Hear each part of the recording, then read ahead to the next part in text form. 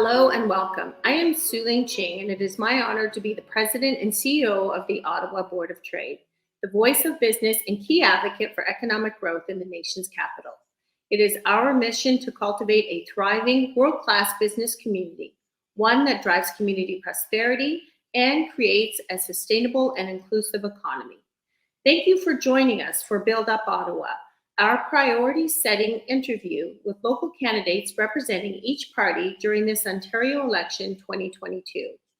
It is our purpose to share the priorities of the business community and to learn more about the priorities of each party to look for alignment. I am joined this morning by David Coletto, who is the founder and CEO of Abacus Data, a leading Canadian market research firm headquartered right here in Ottawa. David is also a member of our board of directors and has been leading a group of volunteers and members working with Spark Advocacy to design the Build Up Ottawa top 5 priorities. You can learn more at buildupottawa.ca or ottawabot.ca. Please help me welcome David Coletto. Hi, Su-Ling. How you doing? Hi, David. Good, thank you. Great to see you. Well, we are thrilled today to welcome John Fraser. He is the Liberal Party candidate in Ottawa South. John, welcome to the conversation. How are you doing? You, David. Great to see you. Let's get into our questions today. So, as Su-Ling said, we've developed a number of priorities at the Ottawa Board of Trade, but I am, and we are all curious to hear what are your and the Liberal Party's top priorities for our region? Well, first off, I think that it's clear to everybody in the city that we need a new Civic Hospital, 21st century hospital here in Ottawa. And so we have a commitment to get that built by 2028. We can't delay. It's already later than it should be. So that project is a top priority for us here in Ottawa. The support for phase 3 of Ottawa's light rail transit plans. We've committed to 50% of that, as Mayor Watson had asked. We have to learn the lessons of phase 1 and phase 2, but it's important that we keep building transit so we can have a connected community that's livable. We've also, one of the public transit, we made a commitment to buck a ride transit. I think will go a long way to help OC Transpo, Ottawa Transportation, to get our transit systems up and running to capacity. So one other thing that I would like to mention is One Door for Care, which is a CHIO. It's a project that brings children's services under one door. Right now, they're literally all over the city. And I think that project will be great for Ottawa families. But for businesses, often families want to ensure that their children can have the services that they need. And I can think, for instance, in the 70s and 80s, diplomats wanted to be posted here because Ottawa's special education system was so great. Thank you, John. Now, affordable housing, both market pricing and social housing, is a top issue for us for attracting talent and creating an inclusive, sustainable city. What are your party's plans to address this issue in the short term and in the long term? Well, the long term is 1.5 million homes in Ontario over the next 10 years. And the problem is really supply. And one of the ways that we're going to do that is to have an Ontario Home Building Corporation that's going to build deeply affordable homes. I think 138,000 of them. Ottawa, of course, will get their share. We have to build more support more co-op housing. Co-op housing, especially here in my riding of Ottawa South, I think I have 13 co-ops, is part of the solution. Invest in social housing, Ottawa community housing and municipalities. That's really important. The other thing that we actually have to do is take a look at what's happening with foreign ownership and ban foreign ownership. I think that's not the whole solution to the problem. But it is creating a lot of pressures in the market that are really making it hard for families. And of course, we've made a commitment to return to rent control. Okay. Well, thanks, John. You ask any business owner, CEO, leader in this community one of the things keeping them up at night, and that's access to talent and the skills and employee shortage that we see across the province, but also here in Ottawa. Recognizing it's a complex issue, what would you say are some of the things that the Liberal Party is proposing that will help, recruit new folks into the city, skill up those that need new skills, and perhaps prepare us not to fall too far behind on this, because we can't grow if we don't have the people to work with us. So, no, I agree. And you can ask anybody who's hiring right now, and it's so hard to, in any, in any endeavor, in any business or, much sector employer. It's so hard. I think one of the important things is to give Ontario and more control over our immigration, so we can bring in foreign trained professionals. We've made commitments around ensuring that people can bridge in easier. We even right now, there's a talent pool out there that we aren't taking advantage of. People who've trained somewhere else, and other jurisdictions paid for it, and we need to take advantage of that. Investing in ensuring that students have access to post-secondary education and apprenticeships. If we don't have, for instance, in apprenticeships, we're going to have a real challenge having the necessary trades that we need to get things built over the next 10 or 15 years. So, we propose on top of improving those programs to give $2,000 to each apprentice to encourage young people to become apprentices and to choose a trade.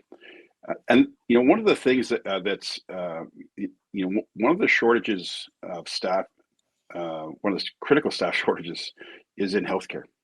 And if our healthcare system isn't great, it makes us less attractive to people coming here. So that's going to be a big challenge. And so we've committed to hiring 100,000 new nurses and doctors, and trying to stabilize that workforce between the different services like home care, long-term care, community care, and hospital. Because right now what's happening is staff are all tilting one way, and there's you need an equilibrium in the healthcare system. So we have to get that right. I think that's a really important part of what has made our community a really attractive place to live. Like, we have world-class healthcare here in Ottawa. We've got the Heart Institute, we've got CHEO, a cancer center on 2 sites. But if you don't have the people to care for people, it doesn't matter how great the buildings are. Thank you, John. Now, many businesses, especially small businesses and those in the hardest hit sectors, have been challenged over the last couple of years with revenue loss and debt accumulation. And now we're facing rising costs of doing business, supply chain issues, labor issues, as we have indicated. And there are new trends coming up for consumerism and global marketplace. What can your party do to drive business, inspire confidence and innovation and predictability for business? Well, first off, for the hardest hit small businesses, we're going to eliminate the corporate income tax here in Ontario. We're going to take away incorporation fees. We're going to have a $300 million fund for tens of thousands of small businesses to borrow at low rates across Ontario, so that it can help them innovate, grow. For places like small businesses that use credit card fees, we're going to cap credit card fees. And we have to actually help our small businesses be able to transition kind of not just in the cyber economy, but in the world in terms of understanding intellectual property, cybersecurity. So we're going to invest in that as well.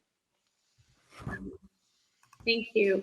And of course, tourism, hospitality, and the food services have been some of those hardest hit sectors, but they are a major economic driver in our region. What can your party do to help Ottawa as a gateway city to remain competitive and support long-term economic recovery through the visitor economy? Yeah. Well, I think, we one of the things that I'm most proud of that we did here in Ottawa was invest in the Shaw Centre, in the convention center here in Ottawa. It's a great investment. And as the economy starts to open up and people travel more, we have to support that investment that we've made. I think that's critical to the tourism sector here in the city. I'm a big believer in festivals. Our festivals, have taken a hit over the last 2 years. And as we come out of this, we have to not only just provide the support that we provided in the past, but we're going to need to do more. There's no question about that, so that we can get people coming to the city for things like Blues Fest, Jazz Fest, the smaller fests, that we have here, and that investment that we made in festivals had a big impact. Ottawa had a very thriving, mostly outdoor festival network over the summer. And in the winter, things like Winterlude. So I think that those are how you attract people to the city, to have events, and the provincial government providing support, and the federal government as well too. For those are critical, I think, to helping our sector. We've got we have the environment around us with the kind of green space we have here in Ottawa, and on the other side of the river, we have a beautiful city. So it doesn't take much to get people to come here. You just have to do that piece that gives them that extra reason. Thanks, John. You've mentioned both of the two items I'm going to raise again, but just to keep us consistent, I'm going to ask two quick rapid fire questions. Yeah. Whether or not you and the party will commit to supporting these two projects. One is finishing and funding phase 3 of light rail connecting Canada and Barrhaven to the rest of the city. I think we know what your position is. You mentioned it earlier, but I want to get you on the record again. We're committed to the phase 3 of Ottawa's transit plan, 50%. So the mayor and council wrote us and asked for 50% support. I think that's right. There's a lot of transit projects in Toronto that are at 50% share. And so I'm proud that we've made that commitment. It is critical to our city's growth and attractiveness to have a strong public transit system here. So that's why we made that commitment, and I'm fully supportive of that. And what about, again, you mentioned this, the Ottawa Hospital, new campus, state-of-the-art healthcare facility. As you said, we're one of the fastest growing cities in Canada. Healthcare is a top issue. The Liberal Party will fund that. Yes. Well, if you take it's actually it's I don't say it's it's the piece that needs to be done and completed in the work that that had been done before. The MOFOR has been doubled. If you take a look at the general campus, they have a cancer center and critical care wing that was built in the last 12 years. CHEO's expanded, Queensway Carleton's expanded. We have a new Royal Ottawa Hospital, and the Civic is, I think, our oldest, save for Briere, our oldest plant, if you want to say, and it needs to be. We need a new Civic Hospital. And so we're committed to that. We're committed to fund that, get it completed by 2028, which is 6 years. One of the things in building a hospital is you have to keep your foot on the gas. And it's easy to give planning grants, as we've seen happen over the last couple of years. But at a certain point, you got to get the green light. And sometimes what happens is governments delay for fiscal reasons, but in this case with the Civic Hospital, we have to keep our foot on the gas and not have any further delays. Thank you. Final question from us before we wrap up. Tell our members, the business community, residents of Ottawa who might be tuning into this, why they should consider voting Liberal this election. Well, I think if you take a look from a city perspective, our commitment to the Civic and Phase 3 is critical to our city's growth. And if you take a look at our record here in Ottawa, when we were in government, in terms of expanding and renewing our healthcare facilities, committing to transit, our record is so. Judge people's behavior on their past behavior. I think if you take a look Ottawa Liberals know Ottawa's on the map. I'm not so sure that other parties do, as witnessed in the occupation of Ottawa. The other piece is that we have a plan for affordability, Bucker Ride Transit, taking the provincial portion of the HST of prepared meals under $20, putting a cap of class sizes in all grades of 20, an optional grade 13, clearing our surgical backlog. We have a great platform. It's OntarioLiberal.ca. I encourage people to take a look at it. It's fully costed, and it's a very comprehensive platform. Well, John, thank you so much for taking some time to spend with us today, for all that you've done for the city as well in your time in office. And we wish you the best of luck as you continue campaigning out there. Well, thanks very much, David. It's been great being here. And thank you to everyone who has tuned in to watch this episode of Build Up Ottawa. We encourage you to get involved, become more involved, learn about your local candidates, join the Ottawa Board of Trade, and help us align our priorities as a business community with those of our elected officials at Queen's Park. That is the goal of Build Up Ottawa. And thank you for joining us today. Thank you so much, David, for being here. That was a great interview. Leadership matters, policy matters, and we all have an opportunity to shape the future of our city through policy and through leadership. So we want everyone to get out and vote on June the 2nd.